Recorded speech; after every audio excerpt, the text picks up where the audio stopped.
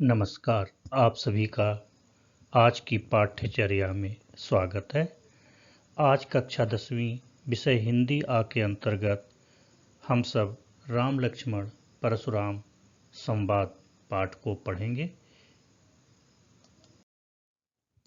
आज के इस पाठ में हम पढ़ेंगे गोस्वामी तुलसीदास का जीवन परिचय, उनकी रचनागत एवं साहित्यिक विशेषताएं, पाठ का परिचय, पाठ में प्रारंभ से लेकर प्रथम दोहे तक का पाठ, उसका अर्थ, शब्दार्थ, सरलार्थ एवं भावार्थ, व्याख्या आदि।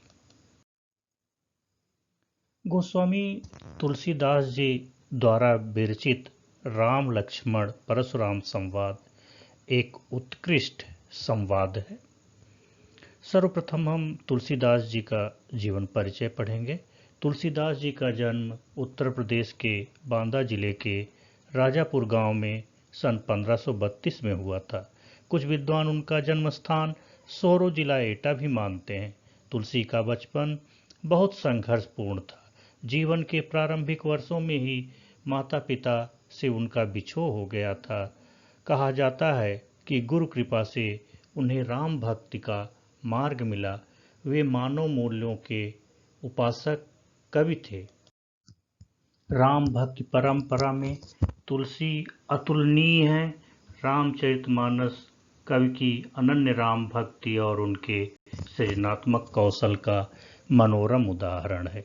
उनके राम मानवीय मर्यादाओं और आदर्शों के प्रतीक हैं। उनके माध्यम से तुलसी ने नीति, स्नेह, शील, विनय, त्याग जैसे उदात्त आदर्शों को प्रतिष्ठित किया है। रामचरितमानस उत्तरी भारत की जनता के बीच बहुत ही लोकप्रिय ग्रंथ है। इसे एक धार्मिक ग्रंथ की मान्यता मिली हुई है। उत्तर भारत का ऐसा कोई व्यक्ति नहीं होगा जिसे इस ग्रंथ की एक दो चौपाई कंठस्थ ना हो। मानस के अलावा गोस्वामी जी ने कवितावली, गीतावली, दोहावली, कृष्ण गीतावली, विनय पत्रिका आदि प्रमुख रचनाएं की हैं। अवधी और ब्रज भाषा पर उनका समान अधिकार था। सन 1623 ईस्वी में काशी में उनका देहावसान हुआ। तुलसी ने रामचरितमानस की रचना अवधी में और विनय पत्रिका तथा कवितावली की रचना ब्रजभाषा में की। ब्रजभाषा उस समय की प्रचलित काव्य भाषा थी। तुलसी ने सभी काव्य रूपों में अपनी रचनाओं को प्रतिष्ठित किया। रामचरितमानस का मुख्य छंद चौपाई है तथा बीच बीच में दोहे, सोरठे, हर गीतिका तथा अन्य छंद पिरोए गए हैं। विनय पत्रिका की रचना गेय पदों में हुई है। कवितावली में सवैया और कवित्त छंद की छटा देखी जा सकती है। उनकी रचनाओं में प्रबंध और मुक्तक दोनों प्रकार के काव्यों का उत्कृष्ट रूप है। प्रस्तुत पाठ राम लक्ष्मण परशुराम संवाद उनकी रचना रामचरितमानस के बाल कांड से ली गई है। मूल रामचरितमानस के बाल कांड में मास परायण 9वां विश्राम से यह संवाद प्रारंभ होता है, जो रामचरितमानस के 270वें दोहे के बाद से प्रारंभ होता है।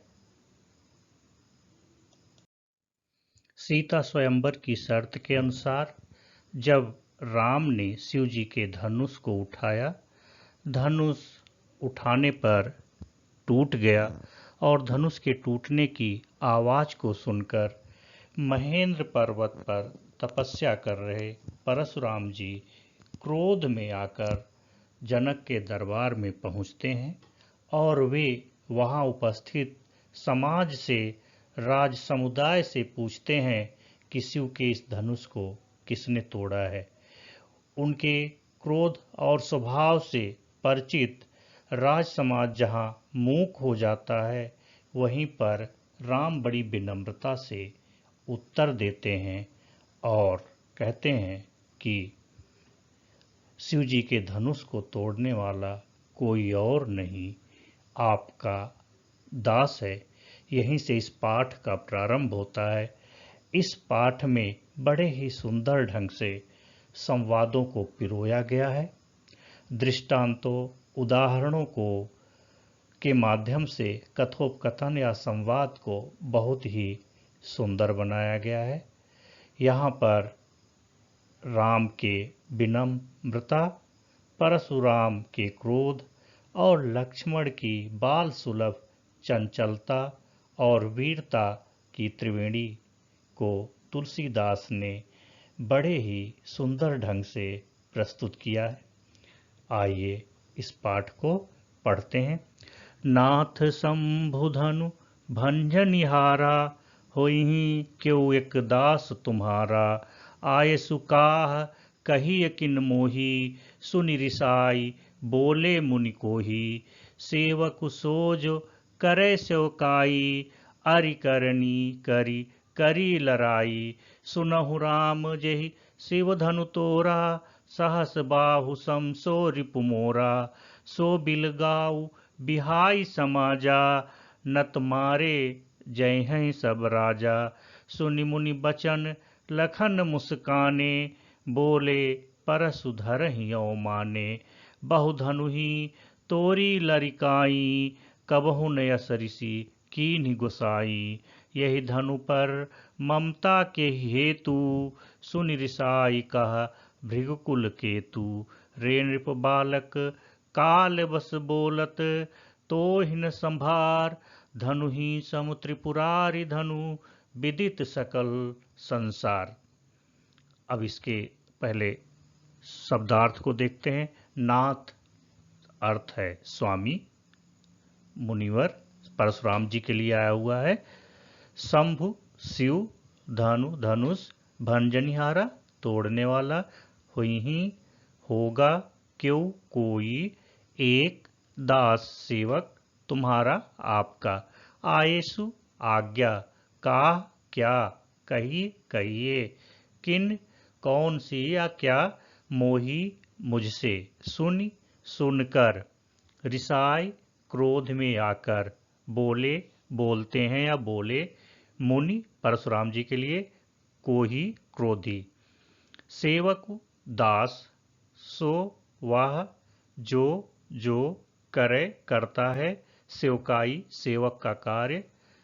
अरि दुश्मन, करनी कार्य करी किया है, करी करेगा लड़ाई युद्ध। सुनहु सुनिए, राम जेहि जिसने शिव धनुष तोड़ा, शिव के धनुष को तोड़ा है। सहस्रबाहु सहस्रबाहु, सम समान, सो वह रिपु दुश्मन, मोरा मेरा है। सो वह बिलगाव अलग हो जाए, बिहाई छोड़कर, समाजा समाज को, नत नहीं तो, मारे जय हैं मारे जाएंगे सब राजा। सुनि सुनकर, मुनि बचन मुनि के वचन अर्थात परशुराम के वचन, लखन लक्ष्मण मुस्काने मुस्कराए, बोले बोलते हैं, परशु धरहि परशुराम को, अवमाने अपमानित करने वाले, अवमाने अवमानना करने वाले, अपमानित करने वाले। बहु बहुत, धनु ही छोटे धनुष धनुइया, तोरी तोड़ा है। लरिकाई बचपन में, कबहून कभी नहीं, असी ऐसा, रिस क्रोध, कीन किया, गोसाई गोस्वामी परशुराम जी के लिए। यही इस धनु धनुष पर ममता प्यार स्नेह के ही किस लिए, के ही क्यों किस लिए, हेतु कारण। सुनि सुनकर, रिसाई क्रोध में आकर, कह कहते हैं भृगुकुल केतु परशुराम। रे का मतलब है नृप बालक, राजा के बालक यानी राजकुमार। कालबस काल के अधीन होकर, बोलत बोल रहा है, तो तुझे न संभार, कोई बचाने वाला नहीं है, कोई रोकने वाला नहीं है। धनु ही सम, धनु ही धनुषियों के समान, धनुहियों के समान त्रिपुरारि धनु, शंकर जी के धनुष को विदित प्रसिद्ध जानते हैं सकल संपूर्ण संसार विश्व। अब आइए इसका अर्थ देखते हैं। नाथ शंभु धनु भंजनियारा, हे नाथ शंभु के धनुष को, शिव के धनुष को तोड़ने वाला होई ही होगा क्यों कोई एक दास तुम्हारा, आपका दास है। अर्थात राम परशुराम जी से कहते हैं कि हे स्वामी, हे नाथ, शिव जी के धनुष को तोड़ने वाला कोई एक आपका दास है। राम बड़ी विनम्रता से यह कह रहे हैं कि हे स्वामी, आप पूछ रहे हैं कि शिव जी के किस धनुष को किसने तोड़ा है, तो शिव जी के धनुष को तोड़ने वाला कोई और नहीं है बल्कि आपका एक दास है। अर्थात यहाँ पर राम विनम्रता से कह रहे हैं कि शिव जी के धनुष को तोड़ने वाला कोई और नहीं है बल्कि वह मैं आपका दास हूँ। आए सुकाह कही किन मोई, क्या आज्ञा है, मेरे लिए क्या आज्ञा है कहिए।